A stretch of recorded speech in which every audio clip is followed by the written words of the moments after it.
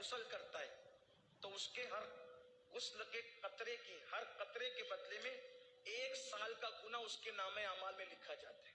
تو جتنے قطرے ہوں گے اتنے سال کا گناہ اس کے نامہ اعمال میں لکھا جائے.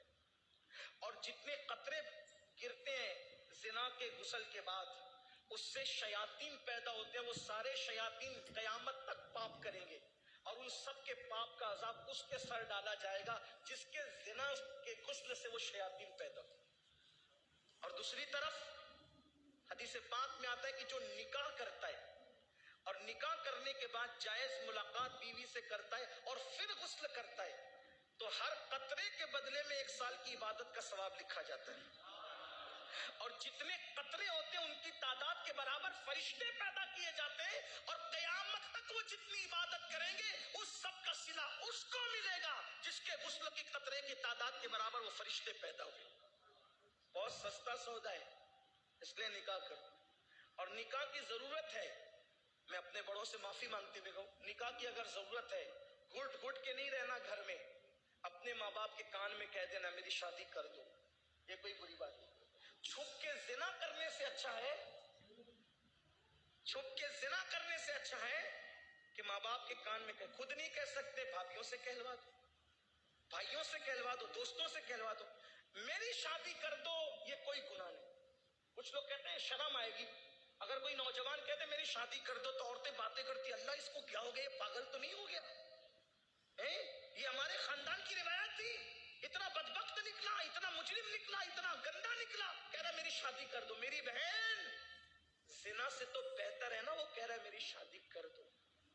میں اپنے جوانوں کے ساتھ ہوں، میں تمہارے ساتھ ہوں. کہو اپنے ماں باپ سے، اور ماں باپ سے کہتا ہوں میرے بھائی اس سے پہلے کہ تیرے بچے تجھ سے کہے میری شادی کر دو تجھے کر دینا چاہیے.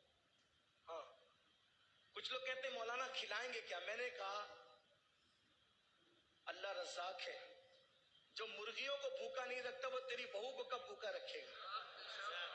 اور جس رسول نے فرمایا صلی اللہ علیہ وآلہ وسلم کہ نکاح کرو مالدار ہو جاؤ، میرا تجربہ ہے جس نے بھی نکاح کیا وہ مالدار ہوا. شرط یہ کہ گناہ چھوڑ دے نکاح کے بعد. ہاں اور بیٹیوں سے بھی کہتا ہوں کہ اگر ان کو یہ حاجت ہو کہ ان کا نکاح ہونا چاہیے تو وہ کسی کا ہاتھ پکڑ کر بھاگنے کی بجائے وہ شرافت کے ساتھ اپنی ماں کے کان میں کہہ دے کہ میری شادی کر دیجیے. یہ بھی کوئی عیب نہیں، بیٹیوں کے لیے بھی عیب، کیونکہ جتنے حقوق بیٹوں کے اتنے حقوق بیٹیوں کے. جام نگر والوں یہ نہیں کہنا میں بگاڑنے کے لیے، واللہ کسی کا ہاتھ پکڑ کر بھاگنے سے تو اچھا ہے نا کہ تیرے کان میں تیری بیٹی کہہ دے کہ میری شادی کر دو. یہ کوئی جرم نہیں ہے، یہ کوئی گناہ نہیں ہے. اس لیے جہالت کی وادیوں سے نکلو، اسلام میں بہت وسعت ہے. جتنا فری اسلام انسان کو چھوڑتا ہے کوئی نہیں چھوڑتا. جتنا انجوائے اسلام کے پاس ہے، جتنا انجوائے اسلام کے پاس ہے کسی کے پاس نہیں ہے. ہاں اور مذہب میں دھارمک ہے تو بائک پہ بیوی کو لے کے نہیں گھوم سکتے، توجہ کر.